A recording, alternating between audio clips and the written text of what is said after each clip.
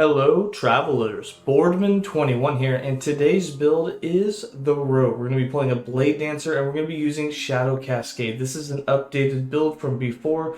We're basing this one on just Shadow Cascade damage and how much damage that your shadows can do. You're going to have tons of leech, you're going to have some defense, you're not going to be super tanky, and this really comes down to killing enemies before they kill you. You will hit very, very hard.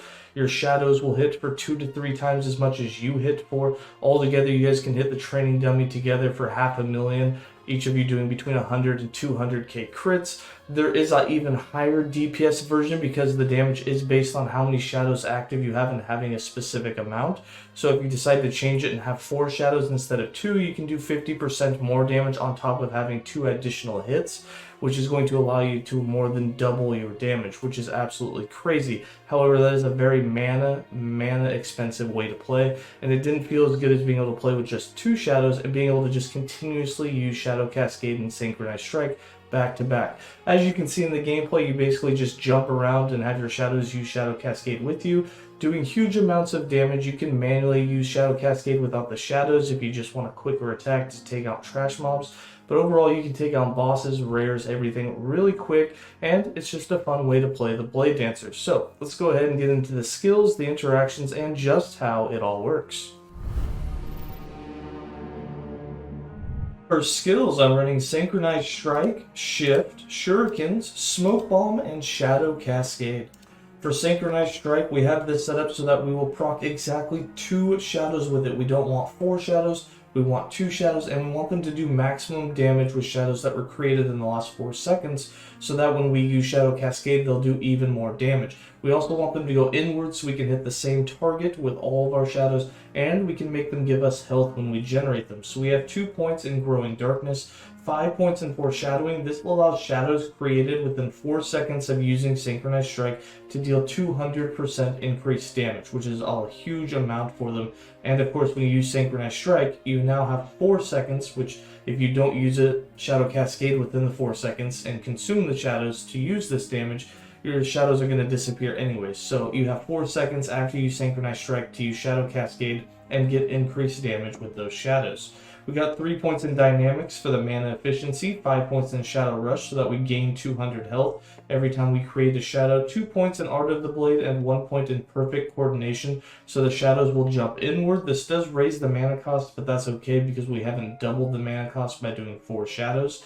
And then 2 points in Coordinated Cuts so that there's some Armor Shred chance and a little Armor Shred effect. Now, Synchronized Strike isn't going to be our damage dealer, so building into any sort of damage inside the tree is pretty pointless. We're going to be doing all of that with Shadow Cascade. This really is just our shadow generator, and it gives our shadows more damage or increased damage for the next few seconds.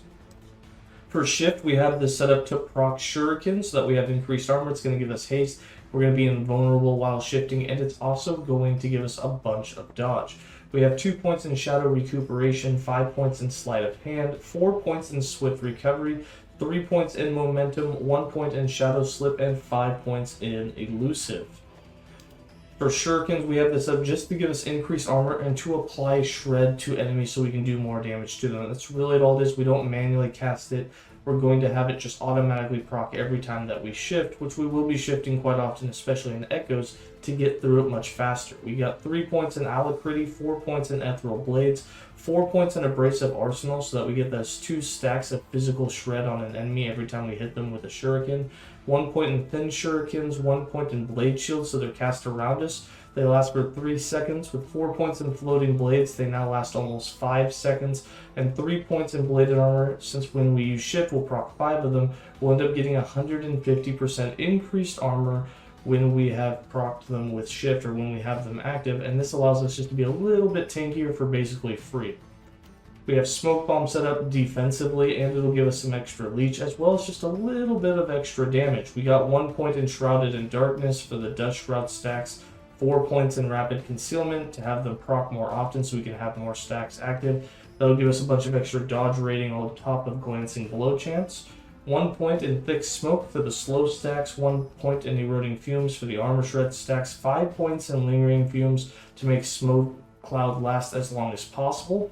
5 points in Smoke Blades for 50% increased melee damage, and 3 points in Blood Bandit for 6% more melee damage leech this health, which will really give you a bunch of extra leech when you're inside of it. You're already going to have a ton of leech. You're going to do huge damage numbers, which is also going to give you tons of leech. But overall, your survivability will go up so that even if your health is going down or if you're in a dot, you can usually out-leech it.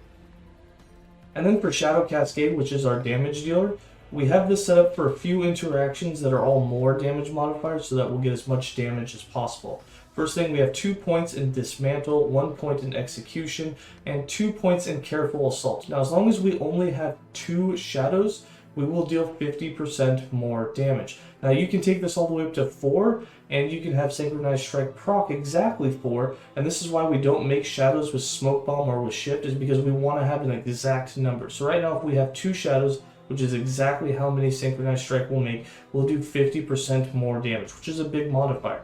You can do 4 there and set Synchronized Strike up to make 4 of them. However, it's going to be super mana expensive, but it does a ton more damage. Of course, you'll get 5 hits total instead of only 3, and you'll deal an additional 50% more damage with each one of those hits. If you want to try that, you can. You definitely want to build into more mana regen, maybe even put Synchronized Strike mana efficiency on your gear, and then it might be possible, but you still won't be attacking as fast as you can in this setup. Now, the other interactions that we've decided to go with is the 3 points in Rapid Expanse and 3 points in Leverage Momentum. This gives you 0.6% more damage per 1% of attack speed that you have. Now, we have about 160% attack speed on this build, which means we're doing 100% more damage with just the 3 points in here, which is huge. Now, the reason we have so much attack speed is because we stacked it on everything because we wanted to take advantage of this more damage multiplier. I haven't done that in a previous build. I wanted to do it in this one. We're running a sword and a dagger, which already have really good base attack rate anyways.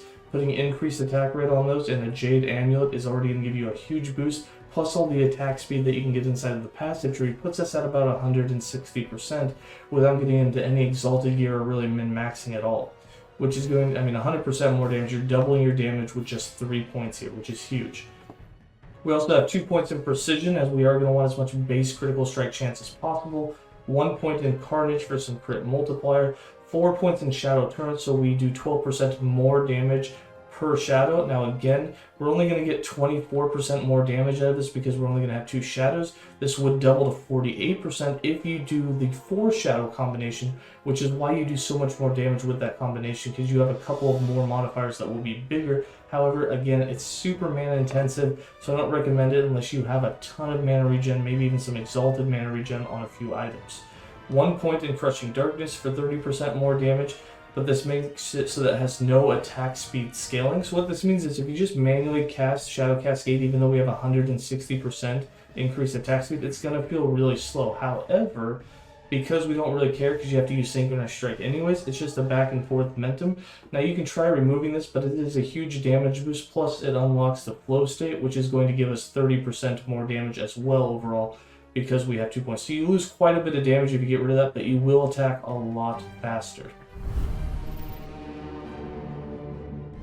For passives, I've got 36 points in the base rogue class with 8 points in Swift Assassin, 1 point in Twin Blade, 8 points in Guile, 3 points in Evasion, 8 points in Duelist, and 8 points in Critical Precision. Now, we didn't build really into any critical vulnerability. We're basically trying to get to as much critical strike chance right off the bat since we're not dealing very many hits.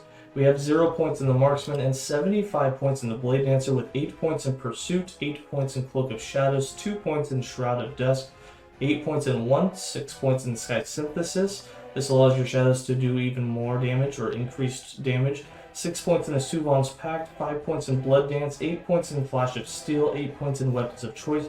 We are running a dagger and a sword so that we get that 160% increased critical strike chance. If you don't worry so much about having 100% crit and you really just want to have a little bit more defense, you can go dual sword and get that 40% glancing blow chance, which will help you survive.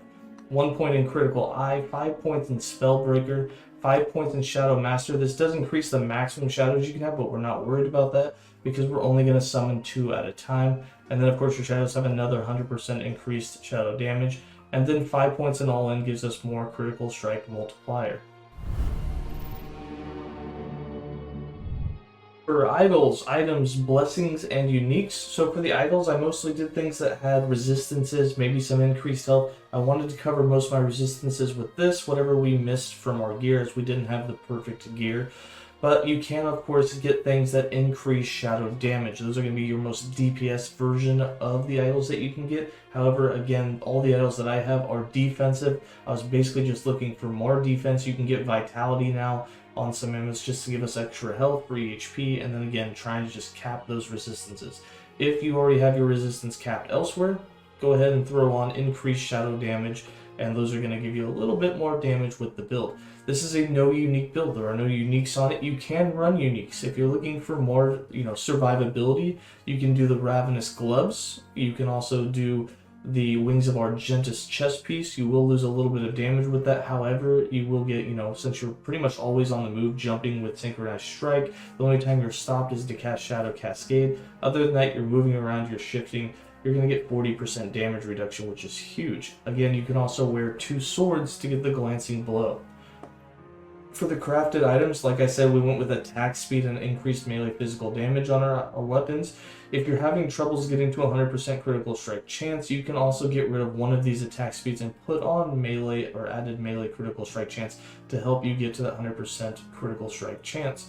For the chest and helm, increased damage by skills used by shadows. Also, you can get increased damage with Shadow Cascade per active shadow. Again, both of those more beneficial or will give you even more damage if you have 4 shadows instead of 2 like we do. However, it is much more mana expensive. I'm just going to hover over the rest of these. There's nothing super special on them, and once again, this will be in the description below as well as in the written guide. Again, for the blessings, nothing special. These are just what I have on my character. Feel free to switch any up. The 2 most important ones, you can get increased physical damage, and you can also get chance to shred physical resistance on hit. Now, we don't do a whole lot of hits, so we don't do a whole lot of shred, but it does help you do a little bit more damage against rares and bosses that you do multiple hits against. For the character sheet, you can see we have just over 1500 health. We're almost capped on all of our resistance. Like I said, just trying to get the necrotic, void, and physical up with idols. You can't really get too much physical on idols, but the other 2 we got a lot closer to being capped since we didn't have very much through passives or on our gear. We got about 14% armor that will go up when we have the Shurikens active. For instance, if I shift, you'll see we jump up to actually 25% damage reduction, which is a big nice boost. We got about 33% dodge in place. That again will jump up whether you shift, and it'll jump to about 80% for a second. Or if you use Smoke Bomb, you will also get that to gradually go up as you have stacks of Dust Shroud. Your Glancing Blow will also go up, making you a lot tankier when you are in the Smoke Bomb, which is very nice for both bosses or rares, or if you're struggling in Arena or in really hard modified echoes. For damage types, you can see we're sitting at about 300% physical damage, and we have 350% critical strike multiplier. For defense, we're not capped on endurance, and we also don't have our critical strike avoidance on this build. I would like to switch one of my blessings around so I can get 70% or up to 70% through the Emperor of Corpses and Empowered. Once we have that, I throw in a fix on the gear, and that would help us. If you want, you can throw on the Woven Flesh if you're struggling, but you definitely want to mix and match around. You'll probably lose a little bit of HP on your gear just to make sure that you can get that 100% critical strike avoidance, as that's definitely going to help. Again, I don't have that on this character. I just don't have the gear for it, and I haven't bothered to do all the blessing runs for it. It still does good in empowered content, but you're definitely going to want that if you want to push higher in corruption or if you want to push in the arena. So for skill rotation and how to play the build, really all you do, you can put Smoke Bomb or Shift on autocast if you really want. I just manually use them when I want. But basically you just Synchronize Strike and Shadow Cascade, that's it. Bounce there, bounce back, that's all you do. And you're going to do huge damage numbers because of all the more modifiers that are going on, all the increased damage that shadows get. And again, if you do the 4 shadows instead of 2, you're going to be hitting for almost twice this amount, not to mention you'll have 5 hits instead of 3 since you'll have double the amount of shadows. And that's it. You just keep hopping in using Shadow Cascade, hop in, use Shadow Cascade, and your mana will stay pretty full because it's not super expensive. Again, if you run the 4 shadows, it's going to cost over twice as much mana. You'll run out of mana relatively quickly. Alright, that's going to be it for this build guide. I hope you guys enjoyed it. I am sorry about the sound. The studio is still in the works. I haven't finished it. There's no dampening, there's no soundproof pads on yet, so there's lots of echoing going on. Also, my Blue Yeti is mounted in a different location and a little bit farther away from me from where I'd like it at the moment, but I'm still working on it, still work in progress. By the next video, the sound should be fixed. So, hope you guys enjoyed it. As always, stay safe and enjoy some gameplay.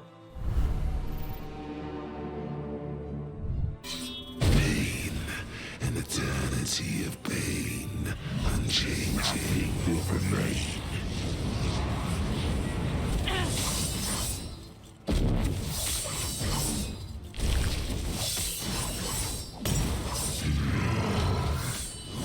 Flesh is temporary.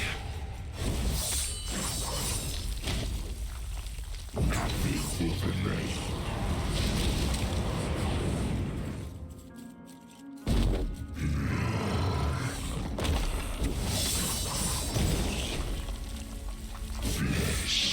Is temporary.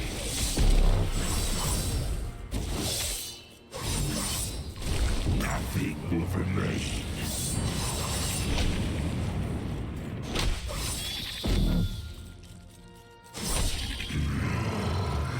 Flesh is temporary. This has happened before.